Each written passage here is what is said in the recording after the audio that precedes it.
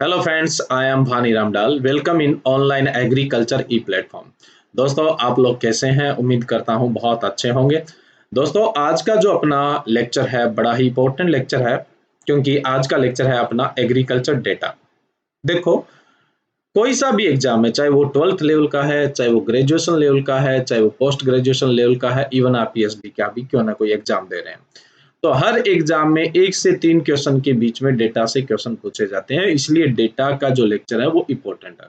आज के अपने इस लेक्चर में एग्रीकल्चर से रिलेटेड जितना भी डेटा है, चाहे हम टोटल प्रोडक्शन की बात करें या पर्टिकुलर क्रॉप्स यानी फसलों के उत्पादन की बात करें या अग्रणीय राज्य की बात करें, चाहे वो उत्पादन में है, चाहे उत्पादकता में है, चाहे हम बात करें कि जो फर्टिलाइजर है उनका कितना उपभोग होता है, कितना एक्सपोर्ट होता है, कितना इंपोर्ट होता है, कौन सी कमोडिटी का ज़्यादा होता है, कौन सी का कम होता है, तो इन सब बातों का आज के अपने इस लेक्चर में डिस्कस करेंगे। एनिमल हस्बेंड्री के डेटा के लिए हम एक अलग लेक्चर प्रिपेयर करेंगे और हॉर्टिकल्चर क्रॉप्स के डेटा के लिए हम एक अलग लेक्चर प्रिपेयर करेंगे। आज का जो डेटा है वो हमारा पर्टिकुलर एग्रोनॉमी क्रॉप से रिलेटेड है, ठीक है। और देखो, कुछ ऐसे जो इम्पोर्टेंट लेक्चर होते हैं उसके बाद स्टूडेंट्स के जैसे मैसेज वगैरह आते हैं कि सर इसकी हमें पीडीएफ प्रोवाइड करवा दो। देखो, जो पर्टिकुलर डेटा है, बाकी तो हम जो कोर्सेज है वो ऑनलाइन एग्रीकल्चर ई प्लेटफॉर्म पर प्रोवाइड करवाते हैं, जिसका ऐप भी है और वेबसाइट भी है, उस पर आप विजिट कर सकते हैं। लेकिन जो एग्रीकल्चर डेटा है वो आप ऑनलाइन एग्रीकल्चर आपके गूगल प्ले स्टोर से ऑनलाइन एग्रीकल्चर ऐप डाउनलोड करके वहां से इसका पीडीएफ फ्री ऑफ कॉस्ट ले सकते हैं, एग्रीकल्चर जो डेटा के। अब मैं आपको एक बात क्लियर करता हूँ। देखो, एग्रीकल्चर डेटा में क्या होता है कि एक होता है advance first estimation, second estimation, third estimation और फोर्थ एस्टिमेशन। 3 एस्टिमेशन होते हैं, उसके बाद फाइनल डेटा प्रिपेयर होता है। और जो आपके एग्जाम में क्वेश्चन आते हैं वो अक्सर फाइनल डेटा से ही आते हैं। एडवांस एस्टिमेशन के डेटा बहुत ही रेयर और बहुत ही ज्यादा कॉम्पिटिटिव एग्जाम में देखने को मिलते हैं। आपको नॉर्मल एग्जाम में नहीं देखने को मिलेगा। जैसे मैं बात करूं नॉर्मल एग्जाम में, जैसे आईबीपीएस का एग्जाम है जो रेगुलर बेसिस होता है, बीएससी लेवल का एग्जाम है, इसमें आज तक एडवांस एस्टिमेशन का डेटा एक बार ही पूछा गया, अदरवाइज एडवांस एस्टिमेशन का डेटा नहीं पूछा जाता, फाइनल डेटा पूछा जाता है। तो हम फाइनल डेटा की बात करें तो फाइनल डेटा का हम डिस्कस करेंगे, और उसके अलावा एडवांस एस्टिमेशन है उस पर कोई विशेष ध्यान नहीं देंगे, क्योंकि एडवांस एस्टिमेशन उसका डेटा नहीं पूछेंगे। आप फाइनल डेटा भी पढ़ने लग गए और एडवांस एस्टिमेशन भी पढ़ने लग गए तो फिर आप क्या है, कंफ्यूज हो जाएंगे। तो अब बात आती है कि आपको फाइनल डेटा कब का मिलेगा ना, तो फाइनल डेटा जो होगा वो 2018-19 का होगा।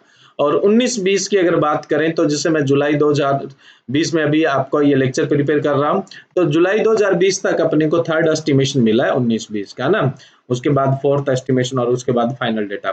तो ये जो आज अपने डेटा पढ़ने जा रहे हैं, ये मार्च 2021 तक आपका कोई भी एग्जाम हो उसके लिए ये डेटा वैल्यूबल है।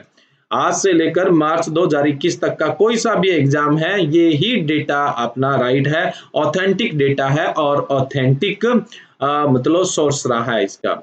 आपको भी ऑथेंटिक डेटा मिल सकता है, जैसे ministry of agriculture and farmer welfare की जो ऑफिशियल वेबसाइट है उससे, या department of agriculture corporation and farmer welfare website पे, या directorate of economics and statics जो है, इस पर आपको ये स्टैटिक बुक मिल सकती है। लेकिन जनरली क्या है, बहुत सारा डेटा होता है, उसको समराइज करना होता है और समराइज करके ही अपने इसकी स्टडी की जाती है। आप पढ़ोगे तो बहुत ज्यादा डिटेल हो जाएगा, पहले आपको समराइज करना पड़ेगा फिर आप पढ़ोगे। तो ये ऑथेंटिक सोर्स से लिया गया डेटा है, इसमें किसी भी तरह का कोई किंतु परंतु नहीं है।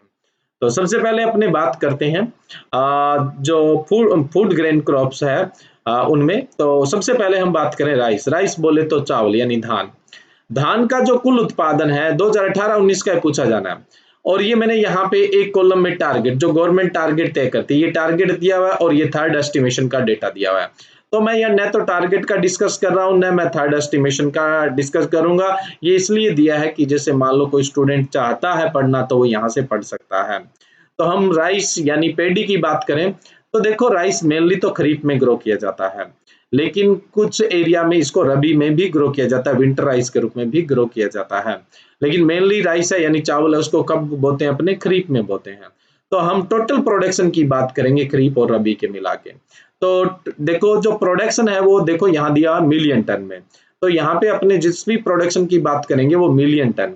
मिलियन का मतलब होता है 10 लाख, मिलियन का मतलब कितना होता है, 10 लाख। अब मिलियन में कितने जीरो लगते हैं, ध्यान रहना चाहिए, 6 जीरो लगते हैं।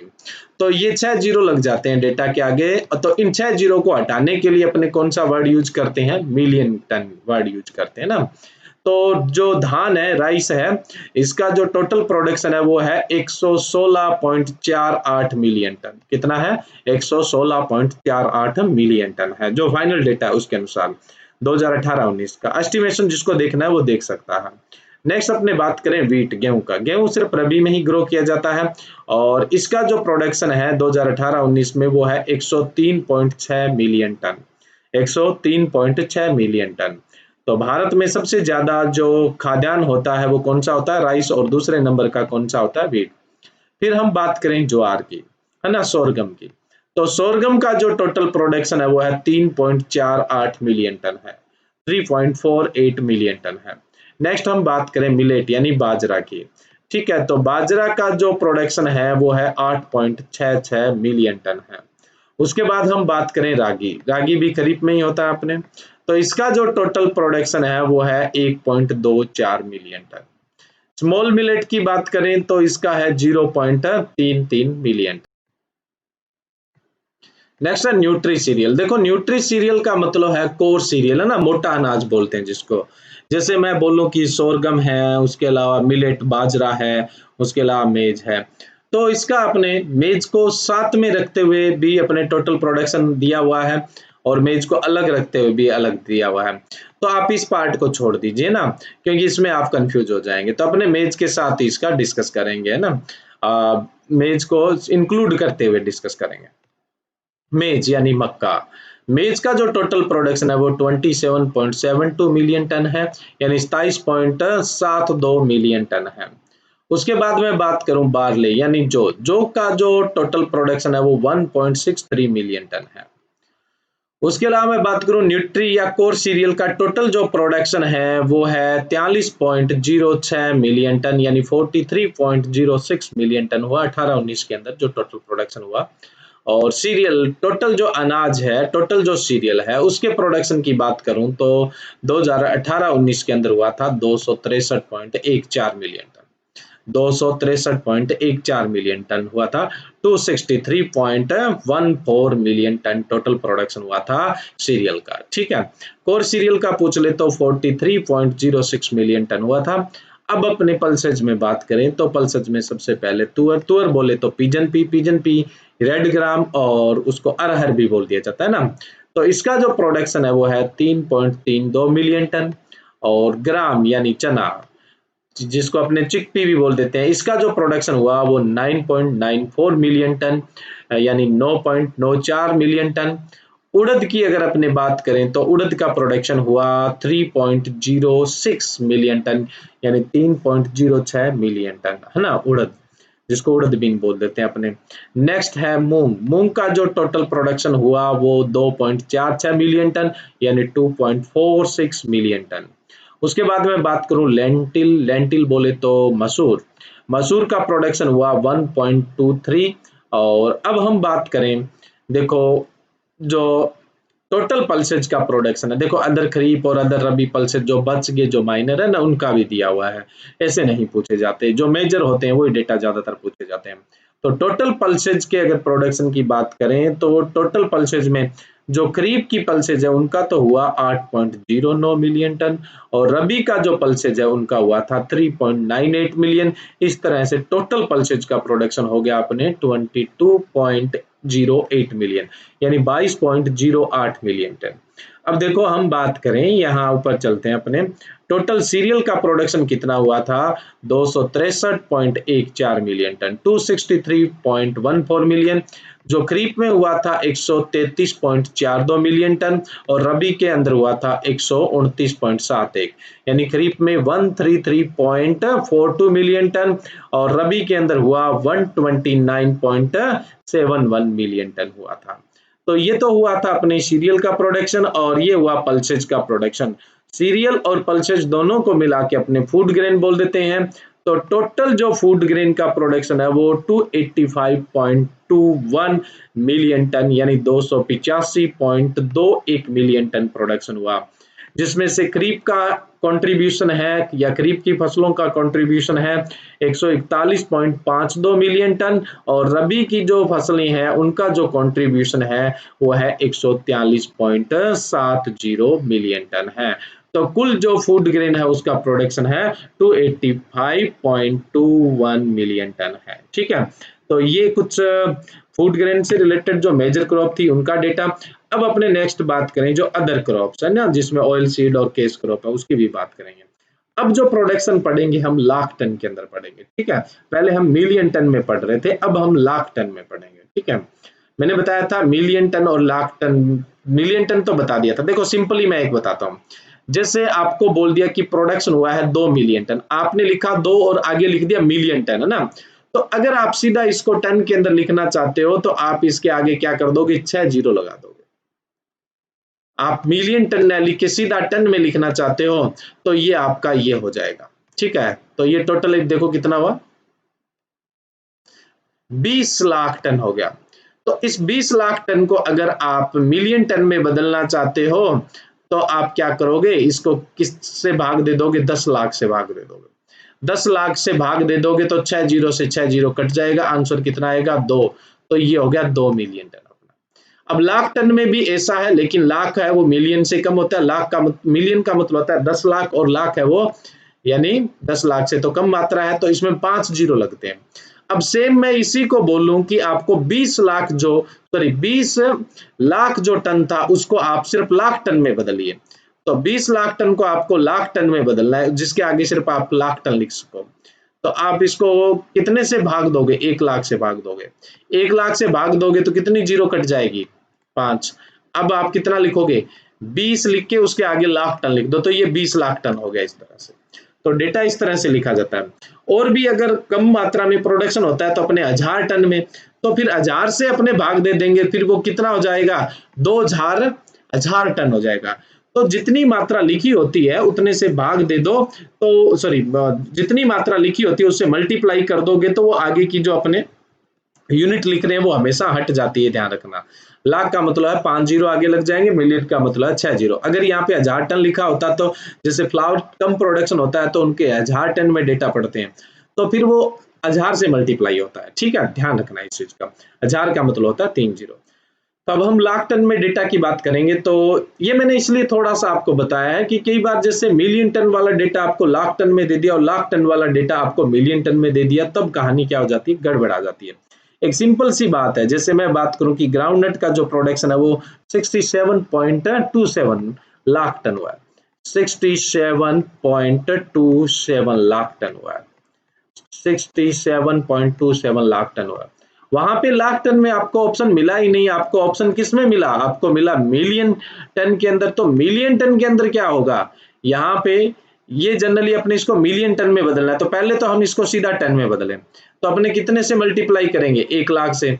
1 लाख से मल्टीप्लाई करोगे तो आंसर आएगा आपका ये आंसर आएगा। इसको मतलब आप 1 लाख से मल्टीप्लाई करोगे तो कितना है, 6,72,000 सॉरी ये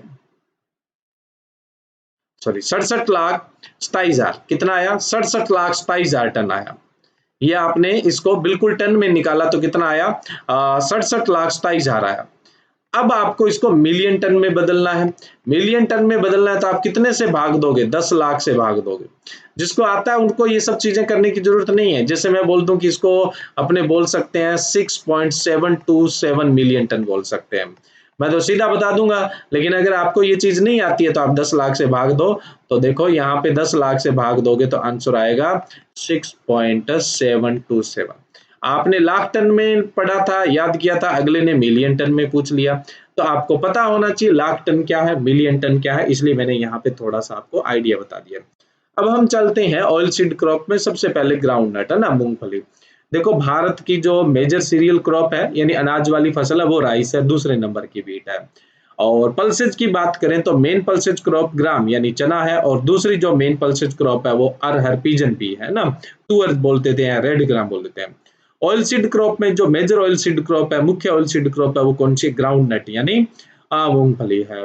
तो मूंगफली का जो टोटल मेनली तो देखो खरीफ में लगाया जाता है, लेकिन कुछ मात्रा में रबी में भी लगाया जाता है।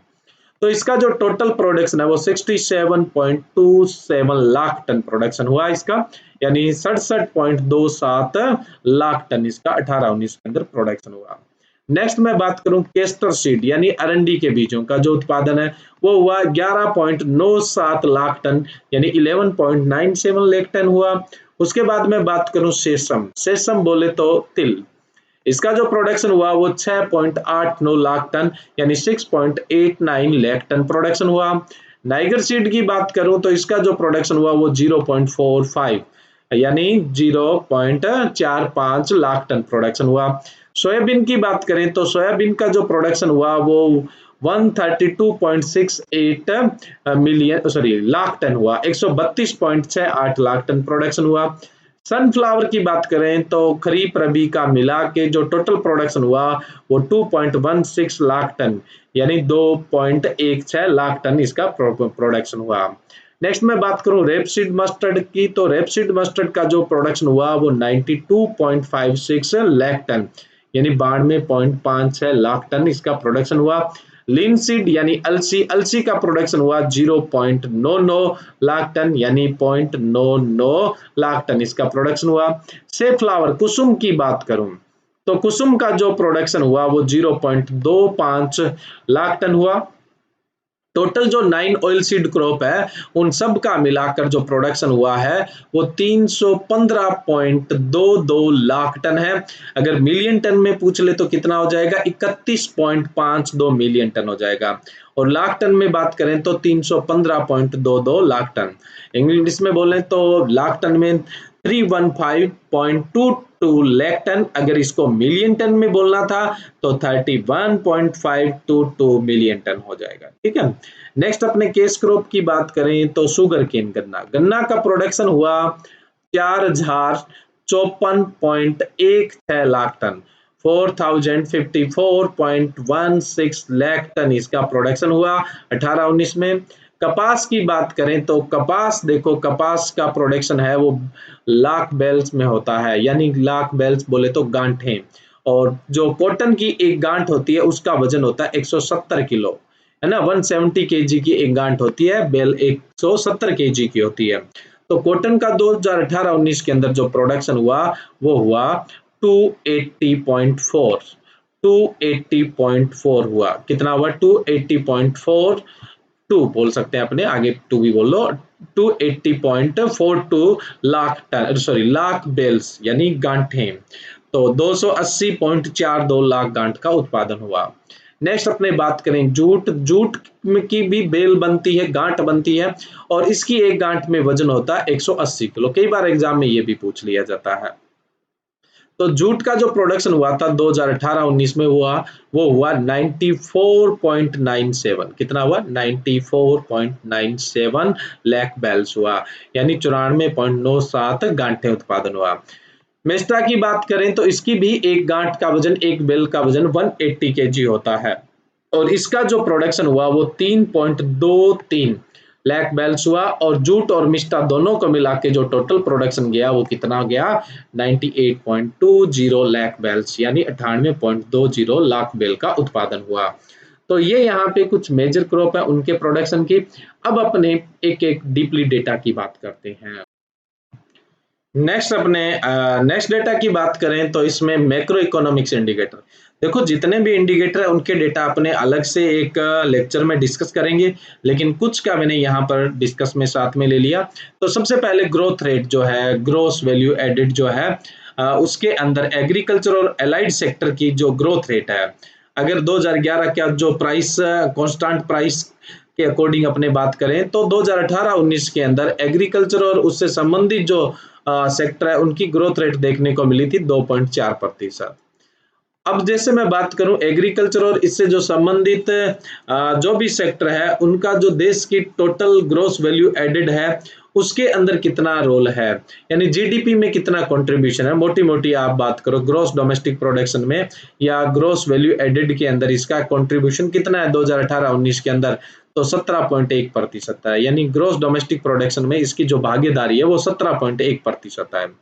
Value of total agriculture export, जो टोटल एग्रीकल्चर एक्सपोर्ट है उनकी क्या वैल्यू रही 2018-19 के अंदर, तो इनकी वैल्यू रही देखो 2,74,571 करोड़ की। 2,74,571 करोड़ का अपने एग्रीकल्चर प्रोडक्ट को एक्सपोर्ट किया है 2018-19 के अंदर।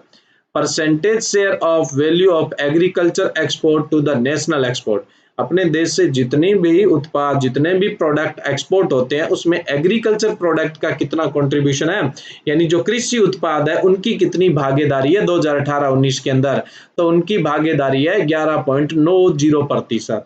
यानी कुल जो निर्यात होता है उसमें जो अपने जो कृषि उत्पाद है उनकी कितने भागीदारी है, तो उनकी 11.90 है। फिर से देखो ग्रोथ रेट, मैं बात बोलूं जो भारत की घरेलू सकल आय है उसके अंदर अपने देखें तो उसकी ग्रोथ रेट क्या है, एग्रीकल्चर, जो एग्रीकल्चर की ग्रोथ रेट है वो 2.4 है, और घरेलू सकल आय है उसके अंदर कृषि का योगदान कितना है, 17.1% है। और जो टोटल एक्सपोर्ट हुआ 2018-19 में कृषि उत्पादों का, उसकी वैल्यू क्या थी, 2,74,571 करोड़ थी। और जो भारत से जितना प्रोडक्ट एक्सपोर्ट होता है चाहे वो कोई से भी सेक्टर का है, टोटल एक्सपोर्ट उसका कितने परसेंट है, ओनली 11.90%, 11.90% है। अब हम बात करें value of total agriculture import, Bharat कृषि जो उत्पाद है उनका आयात कितना किया है, उसकी वैल्यू क्या है 2018-19 की, तो उसकी वैल्यू है 1,37,019 करोड़ की, 1,37,019 करोड़ की। यानी एग्रीकल्चर की अगर अपनी बात करें तो हम एक्सपोर्ट ज्यादा करते हैं और इंपोर्ट कम करते हैं। और भारत में जो टोटल इंपोर्ट होता है, कोई भी चीज टोटल जो निर्यात होती है उसमें से कृषि निर्यात का कितने परसेंट हिस्सेदारी है, ये सिर्फ और सिर्फ 3.81% है। ये अच्छी बात है, इसका मतलब है कृषि के मामले में हम अपने आप में अच्छे खासे आत्मनिर्भर है। नेक्स्ट अपने बात करें लैंड यूज इंडिकेटर, यहाँ पे मैंने सभी को शो नहीं किया है, अपने इनका एक अलग चैप्टर होगा उसके अंदर डिस्कस करेंगे। मैंने सिर्फ यहाँ पे एक बेसिक सी चीज बताई है, जियोग्राफिकल एरिया, भारत का भूगोलिक क्षेत्र है ना, तो भारत का भूगोलिक क्षेत्र है 328.73 मिलियन हेक्टेयर है, 328.73 मिलियन हेक्टेयर है। और reported area for land utilisation statistics, जो मतलब रिपोर्टेड एरिया है लैंड यूटिलाइजेशन स्टैटिक्स का, वो कितना है 307.75 मिलियन हेक्टेयर है, जिसको अपने यूटिलाइज करते हैं। नेक्स्ट अपने बात करें बजट एस्टिमेशन की, तो budget estimate, revise estimate, actual expenditure department of agriculture, corporate and farmer welfare के अकॉर्डिंग कितना बजट था 2019-20 का, और इसके अपने 2018-19 का भी बात कर लेते हैं, लेकिन पूछा गया तो 2019-20 का पूछा जाएगा। 2019-20 में बजट जो एस्टिमेशन था वो था अपना 1,30,485.21, है ना, और जो ये अपने अमाउंट है वो करोड़ के अंदर है। ये एस्टिमेशन था 1,30,485.21, फिर इसको रिवाइज किया तो रिवाइज एस्टिमेशन जो आया वो आया 1,06,711.98, ये रिवाइज एस्टिमेशन था। और टोटल जो एक्चुअल में खर्च हुआ है, एक्चुअल जो एक्सपेंडिचर है वो कितना रहा, एक्चुअल एक्सपेंडिचर अपना रहा 62,090.10 करोड़ रहा, 62,090.10 करोड़ रहा। अगर हम 2018-19 की तुलना करें तो उस समय एस्टिमेशन बजट था वो था 40,700, और रिवाइज जो एस्टिमेशन था वो दिया गया था 67,800, और जो खर्च था वो 40,583.5 था, ये एक्चुअल खर्च हुआ था। ठीक है, तो ये कई बार बजट पूछ लिया जाता है। ये बजट है department of agriculture, corporation and farmer welfare का। नेक्स्ट अपने बात करें जो बजट एस्टिमेशन है, रिवाइज एस्टिमेशन है और एक्चुअल एक्सपेंडिचर है, वो है department of agriculture research and education, यानी जो कृषि अनुसंधान तथा शिक्षा का विभाग है उसके बजट की अगर अपने बात करें तो बजट 2018-19 में था 7,800 करोड़, और रिवाइज एस्टिमेशन में था 7952.73 यानी 79522.73 था, और जो वास्तव में एक्सपेंडिचर था वो कितना था 7943.59, यानी 7943.59 था। अब 2019-20 में बात करें तो ये बजट है 8078.76 और जो एक्चुअल एक्सपेंडिचर है वो कितना है 5675 है। तो कई बार department of agriculture research and education के लिए बजट और department of agriculture corporation and farmer welfare का बजट पूछ लिया जाता है, जो हमने यहाँ पे डिस्कस किया। अब मैं बात करता हूँ कि जो स्टेट पर्टिकुलर क्रॉप के अंदर लीडिंग प्रोड्यूसर है, मतलब भारत के अंदर जो फसलों के उत्पादन में अग्रणीय राज्य है अपने, उनका डिस्कस करते हैं। सबसे पहले हम बात करते हैं फूड ग्रेन की, और फूड ग्रेन में सबसे पहले हम बात करेंगे सीरियल क्रॉप्स की यानी अनाज की। तो सबसे पहले राइस। राइस के उत्पादन में जो सबसे, हम उत्पादकता की भी बात करेंगे, क्षेत्रफल की भी बात करेंगे, ठीक है। अभी हम सिर्फ उनकी बात कर रहे हैं जो उत्पादन में अग्रणीय राज्य है, लीडिंग स्टेट इन प्रोडक्शन की अगर बात करें तो राइस के यानी चावल यानी धान के प्रोडक्शन में जो लीडिंग स्टेट है वह है वेस्ट बंगाल, और वेस्ट बंगाल का जो प्रोडक्शन था वो था 16.05 मिलियन टन यानी 16.05 मिलियन टन। दूसरे नंबर है का है उत्तर प्रदेश का, जिसका उत्पादन रहा 15.54 मिलियन टन, और तीसरा जो है वो है पंजाब का, और जिसका उत्पादन रहा 12.82 मिलियन टन, ठीक है। सिर्फ अभी प्रोडक्शन की बात चल रही है।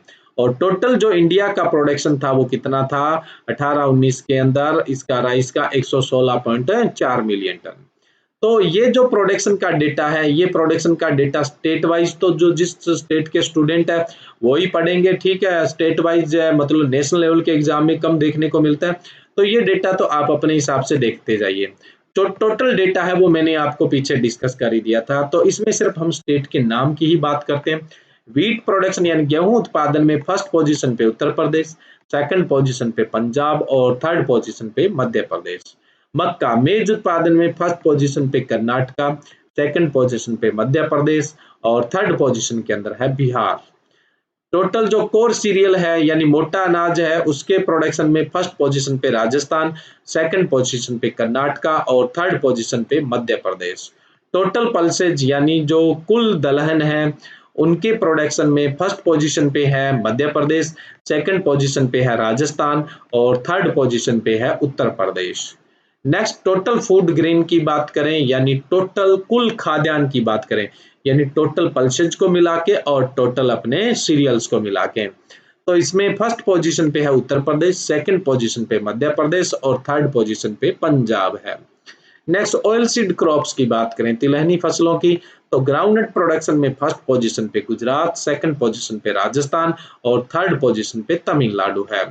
रेपसीड मस्टर्ड की बात करें तो फर्स्ट पोजीशन पे राजस्थान, सरसों राई की बात करें तो फर्स्ट पोजीशन पे राजस्थान, सेकंड पोजीशन पे हरियाणा और थर्ड पोजीशन पे उत्तर प्रदेश है।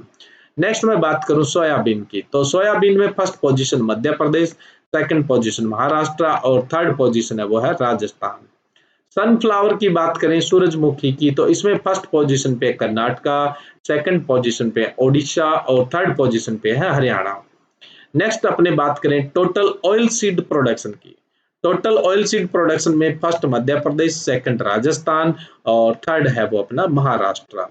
अदर केस क्रॉप में बात करें शुगर केन गन्ना की, तो गन्ना के उत्पादन में फर्स्ट पोजीशन पे उत्तर प्रदेश, सेकंड पोजीशन पे महाराष्ट्र और थर्ड पोजीशन पे कर्नाटका। अब हम बात करें कॉटन यानी कपास की, तो फर्स्ट पोजीशन पे महाराष्ट्र, सेकंड पे गुजरात, थर्ड पे तेलंगाना। और फिर हम बात करें जूट और मिस्टा की बात करें तो फर्स्ट पोजीशन पे वेस्ट बंगाल है, सेकंड पोजीशन पे बिहार है और थर्ड पोजीशन पे असम है, ठीक है। और ये अपना यहाँ पर लीडिंग डिस्ट्रिक्ट की बात होगी। अब देखो हम बात करें प्रोडक्टिविटी में जो लीडिंग डिस्ट्रिक्ट है, उत्पादकता में, उत्पादकता या प्रोडक्टिविटी पर यूनिट जो प्रोडक्शन है, पर यूनिट प्रोडक्शन ज्यादा किसका होता है उसको अपने प्रोडक्टिविटी कहते हैं। तो टोटल जो फूड ग्रेन है अगर उसकी बात करें तो प्रोडक्टिविटी में फर्स्ट पंजाब, सेकंड हरियाणा और थर्ड तमिलनाडु। राइस धान की बात करें तो फर्स्ट पंजाब, सेकंड तमिलनाडु और थर्ड आंध्र प्रदेश। प्रोडक्टिविटी की बात चल रही है उत्पादकता की, पहले हमने प्रोडक्शन की बात की थी। व्हीट की यानी गेहूं की, तो इसमें फर्स्ट पंजाब, सेकंड हरियाणा और थर्ड है वो कौन सा है राजस्थान है। कोर सीरियल की बात करें तो फर्स्ट पोजीशन पे वेस्ट बंगाल है, सेकंड पोजीशन पे बिहार है, थर्ड पोजीशन पे आंध्र प्रदेश है। नेक्स्ट अपने बात करें सोरगम ज्वार की, तो इसकी प्रोडक्टिविटी में फर्स्ट आंध्र प्रदेश, सेकंड मध्य प्रदेश और थर्ड जो है तमिलनाडु है। मिलेट बाजरा की बात करें तो इसकी प्रोडक्टिविटी में फर्स्ट मध्य प्रदेश, सेकंड हरियाणा और थर्ड है वो उत्तर प्रदेश है। नेक्स्ट अपने मेज मक्का की बात करें तो इसकी प्रोडक्टिविटी में फर्स्ट तमिलनाडु, सेकंड आंध्र प्रदेश और थर्ड है वो वेस्ट बंगाल है। नेक्स्ट अपने बात करें टोटल पल्सेज यानी कुल दलहन में, तो इसमें प्रोडक्टिविटी में first MP Madhya Pradesh, second Uttar Pradesh और थर्ड गुजरात है। ग्राम चना, चना की प्रोडक्टिविटी में उत्पादकता में फर्स्ट मध्य प्रदेश, सेकंड गुजरात और थर्ड उत्तर प्रदेश है। पीजन पी अरहर की बात करें तो इसकी प्रोडक्टिविटी में भी फर्स्ट मध्य प्रदेश, सेकंड गुजरात है और थर्ड है वो कौन सा है, तमिलनाडु है। नेक्स्ट अपने बात करें लेंटिल यानी मसूर, मसूर की प्रोडक्टिविटी में फर्स्ट राजस्थान, सेकंड मध्य प्रदेश और थर्ड है वो उत्तर प्रदेश है। जो 9 ऑयल सीड क्रॉप्स है उनकी सभी की मिलाकर प्रोडक्टिविटी जो फर्स्ट है वो तमिलनाडु की, सेकंड हरियाणा की और थर्ड तेलंगाना की है। ग्राउंडनट मूंगफली की बात करें तो इसकी सबसे ज्यादा प्रोडक्टिविटी वेस्ट बंगाल के अंदर, उसके बाद तमिलनाडु में और उसके बाद तेलंगाना में। रेपसीड मस्टर्ड की बात करें है ना, सरसों राय की बात करें तो फर्स्ट पोजीशन पे हरियाणा है प्रोडक्टिविटी में, सेकंड गुजरात है, थर्ड है वो राजस्थान है। नेक्स्ट अपने सोयाबीन में बात करें तो सोयाबीन की प्रोडक्टिविटी में फर्स्ट तेलंगाना है, सेकंड मध्य प्रदेश है और थर्ड गुजरात है। सनफ्लावर की बात करें सूरजमुखी की तो इसकी प्रोडक्टिविटी में फर्स्ट हरियाणा, सेकंड बिहार और थर्ड है वो उड़ीसा है। कॉटन की बात करें तो कॉटन की प्रोडक्टिविटी में उत्पादकता में फर्स्ट पंजाब, सेकंड मध्य प्रदेश और थर्ड है वो राजस्थान। जूट और मिस्टा की बात करें तो इसकी प्रोडक्टिविटी उत्पादकता में फर्स्ट वेस्ट बंगाल, सेकंड बिहार और थर्ड है वो आसाम। इसके तो उत्पादन में भी यही क्रम था, फर्स्ट वेस्ट बंगाल था, सेकंड बिहार था और थर्ड असम था। शुगर केन की बात करें गन्ने की, तो इसकी प्रोडक्टिविटी में फर्स्ट तमिलनाडु है, सेकंड कर्नाटका है और थर्ड है वो पंजाब है। टोबैको की बात करें तंबाकू की तो इसकी प्रोडक्टिविटी में first UP, Uttar Pradesh, second Telangana और थर्ड है वो गुजरात है, सॉरी गुजरात है। ठीक है, तो ये प्रोडक्टिविटी के मामले की बात होगी। नेक्स्ट अब अपने बात करते हैं, जैसे यहाँ पे एरिया की भी बात करेंगे और उसके साथ साथ हम प्रोडक्शन की भी बात करेंगे और प्रोडक्टिविटी की भी बात करेंगे।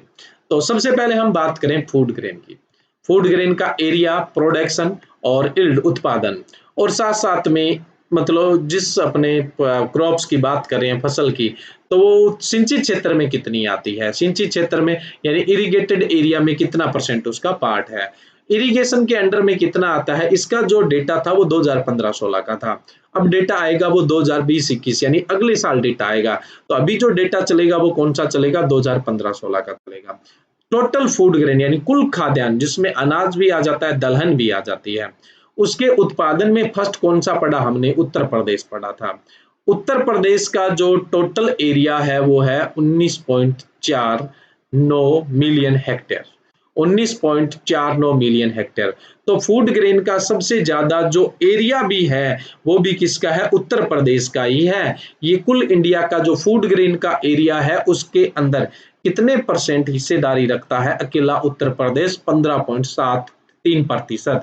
तो जो उत्तर प्रदेश है वो प्रोडक्शन में भी, फूड ग्रेन के प्रोडक्शन में भी फर्स्ट है और एरिया वाइज है ना, क्षेत्रफल के हिसाब से भी फर्स्ट पोजीशन पे है। और इसका जो प्रोडक्शन होता है टोटल फूड ग्रेन का उत्तर प्रदेश में वो होता है 54.63 मिलियन टन होता है। जो कुल उत्पादन होता है खाद्यान्न का उसका 19.17% है। ठीक है, उत्पादकता में हम पढ़े थे पीछे, उत्पादकता ज्यादा पंजाब की है, उत्तर प्रदेश की जो उत्पादकता है वो सिर्फ कितनी है, 2803 किलो पर हेक्टेयर की है। तो ये उत्पादकता यानी यील्ड दी हुई है। और उत्तर प्रदेश में जितना खाद्यान्न है उसका 80.1% है वो सिंचित क्षेत्र में बोया जाता है। सेकंड पोजीशन पे आता है मध्य प्रदेश, उत्पादन की दृष्टि से भी और क्षेत्रफल की दृष्टि दोनों से ही आता है। ठीक है, क्षेत्रफल में बात करें तो कुल भारत का जो खाद्यान्न का क्षेत्रफल है उसका 13.24 मध्य प्रदेश में है और जो कुल उत्पादन है उसका 11.51% जो उत्पादन होता है वो मध्य प्रदेश में होता है। उत्पादकता इसकी बहुत कम है, 1999 किलो है। नेक्स्ट अपने बात करें पंजाब, उत्पादन में जो तीसरे पोजीशन है वो पंजाब की है, ठीक है। क्षेत्रफल में तो बात करें तो राजस्थान की है, लेकिन उत्पादन में पंजाब की है। तो अब पंजाब है, ये कुल जो क्षेत्रफल है उसका 5.46%, खाद्यान्न के कुल क्षेत्रफल का 5.46% पंजाब में है, 5.46%। लेकिन जो ये प्रोडक्शन के अंदर इसका कंट्रीब्यूशन है, उत्पादन में इसका कंट्रीब्यूशन है वो 11.06 है, यानी 11.06% है। क्षेत्रफल कम है, उत्पादन यानी इसकी प्रोडक्टिविटी बहुत है। आप देखो प्रोडक्टिविटी कितनी है, 4656 किलो पर हेक्टेयर है, 4656 केजी पर हेक्टेयर है। यहाँ पे अपने कुल मिला के बात ये करनी थी कि जो फूड ग्रेन है, खाद्यान्न है, उसके प्रोडक्शन में first Uttar Pradesh, second Madhya Pradesh, third Punjab, fourth Rajasthan और फिफ्थ है वो वेस्ट बंगाल है उत्पादन में। क्षेत्रफल में बात करें तो फर्स्ट यूपी है, उत्तर प्रदेश ही है, सेकंड मध्य प्रदेश है और थर्ड है वो कौन सा है, राजस्थान है, ठीक है। ये ध्यान रखना है। उत्पादकता का मैं फर्स्ट सेकंड थर्ड आपको बता चुका हूं पहले से ही। तो ये हो गई अपने फूड ग्रेन की बात। अब हम बात करते हैं इन फूड ग्रेन में एक एक क्रॉप की। तो ये जो आगे का अपने डेटा है वो अगले लेक्चर के अंदर डिस्कस करेंगे। कम से कम अपने ये जो एग्रोनॉमी क्रॉप्स का डेटा है वो हम 2 से 3 पार्ट में कंप्लीट करेंगे, क्योंकि एक साथ अगर हमने इतने डेटा का डिस्कस कर लिया तो ये आपको पूरे का पूरा डेटा याद नहीं रहने वाला है एक साथ, ठीक है। इसलिए अपने यहाँ पे एक साथ डिस्कस नहीं करेंगे। हाँ, एक चीज और बता देता हूं मैं, इस टेबल में टोटल जो फूड ग्रेन है उसके प्रोडक्शन की तो हमने बात कर ही ली थी, लेकिन भारत में जो टोटल फूड ग्रेन है उसका एवरेज जो प्रोडक्शन होता है, यानी जो प्रोडक्टिविटी है पर हेक्टेयर की उत्पादकता है, वो 2299 किलो है। भारत में फूड ग्रेन की जो उत्पादकता है वो कितनी है, 2299 किलो पर हेक्टेयर है, 2299 किलो है, sorry 2299 kilo per hectare food grain यानी जो खाद्यान्न है उसकी उत्पादकता है। और भारत में जितना फूड ग्रेन बोया जाता है उसका 52.6% है वो इरिगेटेड सिंचित एरिया में, बाकी अनइरिगेटेड क्षेत्र में बोया जाता है। तो ऐसे करके बहुत सारा डेटा हो जाता है हमारे पास, थोड़ा थोड़ा करके हमारे पास बहुत सारा डेटा हो जाता है। तो ये डेटा अगर आप नोट करके भी याद रखो तो भी ठीक है, आपको वैसे याद रहता है तो भी ठीक है। मैंने आपको बताया था, आप पीडीएफ चाहते हैं तो आप ऑनलाइन एग्रीकल्चर जो ऐप है उसको इंस्टॉल करिए और वहां से ये पीडीएफ आप डाउनलोड कर सकते हैं। ये पूरी तरह से समराइज और ऑथेंटिक पीडीएफ है जो मैं आपको प्रोवाइड करवा रहा हूँ। अगला जो इसका पार्ट है क्रॉप वाइज अपने बात करेंगे, कौन सा एरिया में फर्स्ट है, प्रोडक्शन में अपने बात कर ली थी, फर्स्ट सेकंड थर्ड की, प्रोडक्टिविटी में भी बात कर ली थी, फर्स्ट सेकंड थर्ड में प्रोडक्टिविटी में कौन आता है। तो अब इन चीजों की तो अपने डिस्कस हुआ ही था। अब यहाँ पे कॉमन सा एक आपका डिस्कशन चलता जाएगा। बहुत सारी चीजें हैं, इंपोर्ट को भी बात करेंगे, एक्सपोर्ट की भी बात करेंगे, पर कैपिटा की बात करेंगे, लैंड होल्डिंग की बात करेंगे, फर्टिलाइजर कंजप्शन की बात करेंगे, फर्टिलाइजर प्रोडक्शन की बात करेंगे, माइक्रो इरिगेशन यानी सूक्ष्म जो सिंचाई है उसके मतलब अंडर में कहाँ सबसे ज्यादा क्षेत्रफल आता है, कितना क्षेत्रफल आता है, ये सारी चीजें डेटा में अपने कंप्लीट होगी। तो वो अपने नेक्स्ट सेकंड और थर्ड पार्ट के अंदर डिस्कस कर लेंगे। तो आज बस इतना ही, थैंक यू।